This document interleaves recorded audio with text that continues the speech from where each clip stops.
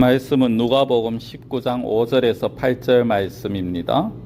예수께서 그곳에 이르사 쳐다보시고 이르시되 삭개오야 속히 내려오라. 내가 오늘 네 집에 유하여야 하겠다 하시니 급히 내려와 즐거워하며 영접하거늘 무사람이 보고 수군거려 이르되 저가 죄인의 집에 유하러 들어갔도다 하더라. 삭개오가 서서 주께 여짜오되 주여 보시옵소서 내 소유의 절반을 가난한 자들에게 주겠사오며 만일 누구의 것을 속여 빼앗은 일이 있으면 내 갑절이나 갚겠나이다. 아멘. 수요일에 신앙에 대해서 신을 악마하는 것이다. 신을 바라보는 것이 신앙이다 라고 말씀을 드렸습니다. 그래서 기독교에서의 신앙이라는 것은 하나님을 바라보는 것이다 라고 말씀을 드렸습니다.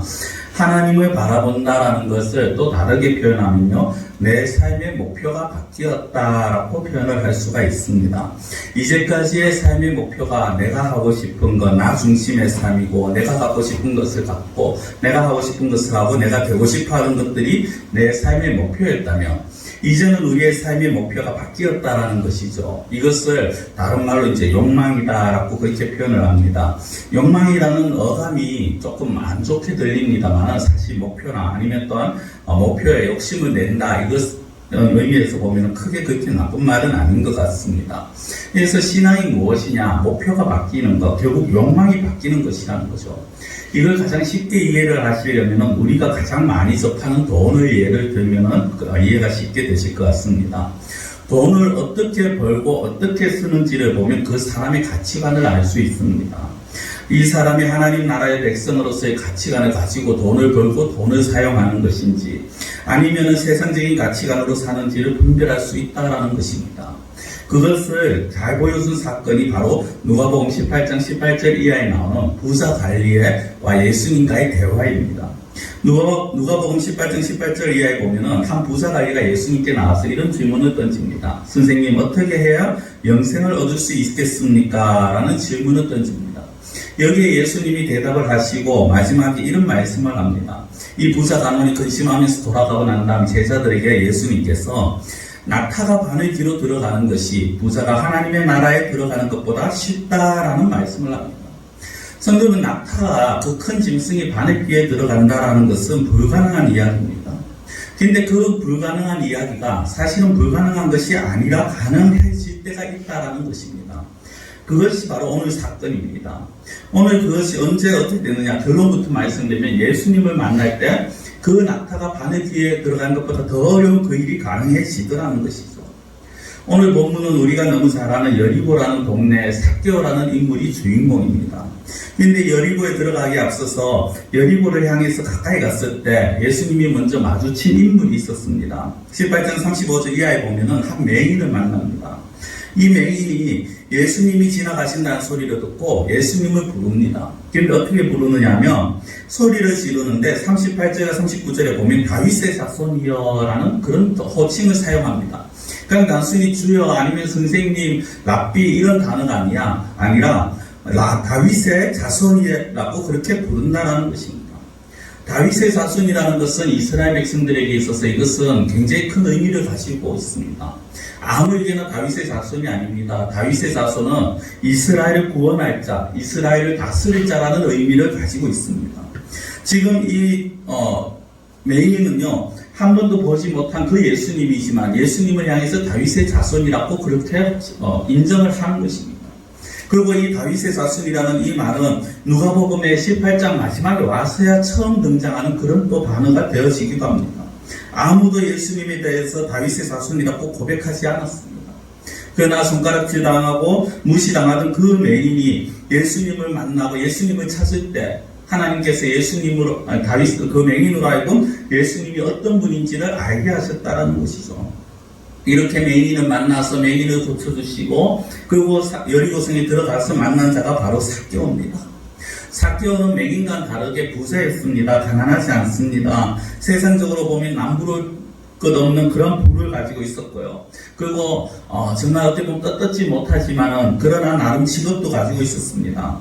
하지만 그는 유대인이면서도 불구하고 동족의 동족에게 멸시를 받는, 왜냐하면 동족의 피를 빨아먹는 그런 존재였습니다. 친일파와 같이 로마의 정부에 붙어서 정말 그 유대인들에게 세금을 걷어서 그 중에 일부를 자기가 차치하는 그런 사람이었습니다. 그렇기 때문에 같은 민족인 유대인들에게도 늘 멸시를 받고 손가락질을 당하는 그런 사람이었죠. 그러나 어떻게 보면 그런 마음에 그리고 그렇게 무시받는 그런 삭개오였지만은 이 삭개오가 오늘 보면은 사회적인 그 위시, 사회적 체면을 다 버리고 예수님을 만나는 그런 장면이 나옵니다. 왜냐하면 삭개오 입장에서는 단순하게 예수님이 어떤 분인가가 궁금했을 정도는 아닐 것입니다. 그가 예수님이 어떤 분이신지가 궁금한 정도였다면 그렇게 힘들게 고생하지 않았겠죠. 그러나 이 삭개오는 어떻게 합니까? 예수님을 만날 생각에 돌무화과 나무에 올라갑니다. 예수님은 아마 자신과 같은 죄인도 기꺼이 만나 주실 것이라는 그런 어떤 기대를 가지고 있었는지도 모르겠습니다. 어쨌든 예수님에 대한 궁금증을 가지고 있던 삭개오는요, 예수님을 자기의 키가 작은 것으로 인해서 예수님을 볼 수 없고 만날 수 없었기 때문에 근처에 있는 돌무화과 나무에 올라갑니다. 어린아이처럼 그렇게 막 엉금엉금 나무를 타고 올라갑니다. 그래서 예수님을 봅니다. 그런데 삭개오가 예수님을 바라보는 그 시간에 삭개오가 예수님을 부르기 전에 예수님께서 삭개오를 먼저 부르시는 그 모습을 우리가 볼 수가 있습니다. 삭개오의 어떤 그 마음을 아시는 예수님께서 그가 올라가 있는 그 나무 아래에 멈춰서서는 그를 보시고 그의 이름을 부르셨습니다. 생전 처음 만났음에도 불구하고 그의 이름을 알고 계셨다라는 것입니다. 삭개오가 찾기 전에, 삭개오가 예수님을 부르기 전에 먼저 그를 찾으시고 목자가 양을 아는 것처럼 그의 이름을 불러주셨다라는 것입니다. 어떻게 보면 우리가 너무 잘 아는 집 나간 탕자의 비유가 있죠. 그 둘째 아들이 집을 나가서 돌아올 때 먼 발치에서 그 아들이 돌아오기를 기다리는 그 아버지, 멀리서 아들의 모습이 보이자 아들이 아버지에게 쫓아오는 것보다 더 빨리 아들을 향해서 뛰어나가는 그 아버지의 모습을 우리는 생각해 볼 수가 있습니다. 우리는 예수님의 마음을 여기에서 어느 정도 헤아릴 수가 있겠죠. 예수님을 보려고 한 삭개오의 열정보다 더 큰 열정이 바로 예수님의 마음이었다는 것입니다. 동족들에게는 무시당하고 멸시받고 손깍질 받는 삭개오였지만, 그리고 어떻게 보면 이런 자처럼 취급받는, 이런 자라고 할 수도 있는 그런 삭개오였지만, 그 이런 자의 삭개오를 찾고 싶은 예수님의 그 간절한 마음을 알 수가 있는 것입니다. 예수님께서는 이런 우리의 어떤 마음을 보시기를 원합니다. 우리가 삭개오처럼 정말 예수님을 만나기 위해서 돌무화과 나무 위에 정말 자기의 체면을 내려놓고 올라가는 그 모습, 그 갈급함, 그 갈망함, 그런 모습으로 예수님을 찾았을 때 그 만나주신 예수님처럼 우리가 어떻게 보면은 우리의 어떤 작은 모습이고, 그리고 세상적으로는 보잘것없는 그런 모습이다 할지라도 우리가 갈망함을 가지고, 갈급함을 가지고 예수님 앞에 나아간다면 예수님께서 우리를 만나주신다라는 것입니다. 여기서 우리가 하나 생각해 볼 수가 있는 것이 있죠. 만약 삭개오가 자기의 세상적인 지위 때문에, 아니면 자기가 가지고 있는 부 때문에, 물질 때문에 그 나무에 올라가지 않았다면 삭개오는 과연 예수님을 만날 수 있었을까 하는 것입니다. 다르게 말씀드리면 우리가 가지고 있는 그 무엇이 혹시 우리와 예수님 사이를 가로막고 있지는 않는가를 먼저 생각해야 합니다. 우리가 예수님 앞에 나아가는 데 있어서 걸림이 되는 것이 무엇이 있습니까? 우리의 체면, 아니면 우리의 물질, 우리는 그것을 내려놓을 수가 있어야 됩니다. 삭개오가 그 나무에 올라갈 때 사람들이 수군거렸을 것입니다. 야, 저렇게 저 잘난 척하는 저 사람도, 저렇게 부자도 이 예수라는 사람을 만나기 위해서 저렇게 어린아이처럼 나무에 올라가는구나 라고 수군거릴 겁니다. 그런 그 갈망, 그 어떤 사모하는 마음이 우리에게 있어야 된다는 것이죠. 삭개오의 마음을 아신 예수님께서 군중들이 수군거림에 아랑곳하시지 않고 삭개오의 집에 머뭅니다. 오늘 읽어드린 5절에 보면은 삭개오야 내려오라, 내가 오늘 너희 집에 머물겠다라고 그렇게 말씀을 합니다. 예수님이 요구하시지도 않는데 삭개오는 내려와서, 예수님의 말씀에 삭개오는 내려와서 예수님의 집에 모십니다. 그리고 예수님이 이렇게 해라 저렇게 해라 말씀하시지 않아도 삭개오는 먼저 자기가 물질의 절반을, 소유의 절반을 가난한 자들에게 주겠다라고 말합니다. 토색한 것, 단삼의 것을 뺏은 일이 있으면 그것을 4배나 갚겠다고 그렇게 말을 합니다. 이건 그냥 단순한 말이 아니었습니다. 앞서 말씀드린 것처럼 같은 농족의 세금을 거두는 삭개오였습니다. 로마의 일정 부분을 내고 자기가 또 일정 부분을 챙겨야 되기 때문에 어떻게 보면 뺏은 거나 마찬가지입니다. 그것들을 다 4배로 갚겠다라는 것은 사실상 자기의 모든 물질을 다 포기하겠다라는 거나 마찬가지입니다. 그렇지만 삭개오는 그렇게 하겠다라고 합니다. 예수님께서 속히 내려오라라는 그 말씀에 내려오는 삭개오는 자신의 집에서 속히 급히 그리고 대단한 그런 결단력을 보였습니다. 이것이 바로 믿음인 것이죠. 예수님께서 뒤에서 이 삭개오를 칭찬합니다. 무엇 때문에 칭찬합니까? 이 믿음을 보시고 칭찬하시는 겁니다. 다르게 말씀드리면 예수님을 만났을 때 자기가 받은 은혜에 대하여서 결단하는 그 모습을 보고 칭찬을 하신 것입니다. 하나님의 말씀이 들려왔을 때 자기의 모습을 깨닫고 그리고 내가 어떻게 해야겠다라고 결단하고 그것을 실행에 옮기는 자가 은혜를 받는 자라는 것입니다. 말씀을 듣고 고개를 끄덕이고 머릿속에 쌓아놓는 것 물론 중요합니다만 그러나 그것으로 끝이 난다면 은혜와는 무관한 자리가 되어집니다. 우리가 정말 은혜를 사모하는 자라면 은혜를 받기 위해서는 어떻게 해야 됩니까? 우리의 삶 속에서 우리가 은혜를 누리기 위해서는 우리가 받은 말씀, 들은 말씀, 깨달은 말씀을 우리의 삶에서 실천하는 것이 중요하다는 것입니다. 우리가 들은 말씀이 있고 우리가 깨달은 말씀이 있는데 이것이 이래서 나는 이래서 못하고 저래서 못하고 이런저런 핑계를 대기 시작한다면 그 순간 우리는 은혜와는 거리가 멀어지게 된다라는 것이죠. 들은 즉시 속히 그리고 급히 실행에 옮기는 이 순종의 모습, 결단의 모습을 우리는 지녀야 된다는 것입니다. 삭개오는 이런 모습을 보였습니다. 예수님께서 말씀하시기 전에 삭개오가 먼저 그 땅에서 나무에서 내려오자마자 예수님에게 그렇게 말씀을 하시는 것입니다. 그러나 그 모습을 바라본 무리들은요, 그렇게 또 반기지 않습니다. 그것을 그렇게 좋게 보지 않았습니다. 이 예수님과 삭개오 주위에 있던 무리들은요, 어떻게 보면 자이든 타이든 간에 삭개오가 주님께 나가는 게 방해가 되었는 그런 인물들입니다. 그런데 이제는 예수님께서 그 삭개오 집에 들어가는 것을 못마땅하다는 것이 수군거립니다. 죄인에 불과한 세리가 어떻게 예수라는 자에 저렇게 관심을 받고 호의를 받을 수 있느냐는 것이 용납이 되지 않았습니다.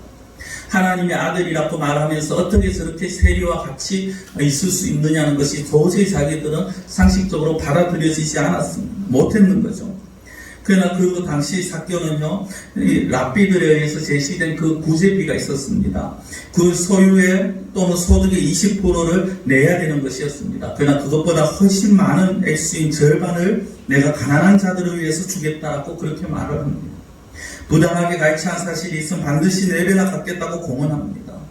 그냥 말로만 형식적으로만 하는 회개가 아니라 그것을 실천하겠다고 말합니다. 회개가 이런 것입니다. 내가 이러이러한 잘못을 했으니 하나님 용서해 주십시오. 그렇게만 말하고 끝난다면 그것은 회개가 아니라는 거죠. 회개라는 것은 말과 동시에 삶의 방향이 바뀌어져야 하는 것입니다. 자신을 위한 삶에서 이웃을 위한 삶이 되어야 합니다. 주인이 바뀌어야 되는 것입니다. 자신이 주인이었지만 이제는 예수님을 주인으로 모시고 살겠다라는 것입니다. 제가 서두에 말씀드린 18장 18절 이하에 나오는 부자 간원, 재물 때문에 근심하면서 돌아가는 그 간원, 그러나 그 간원과는 달리 삭개오는 어떻게 합니까? 진정으로 바늘길을 통과한 부자의 낙타나 마찬가지였다는 것입니다.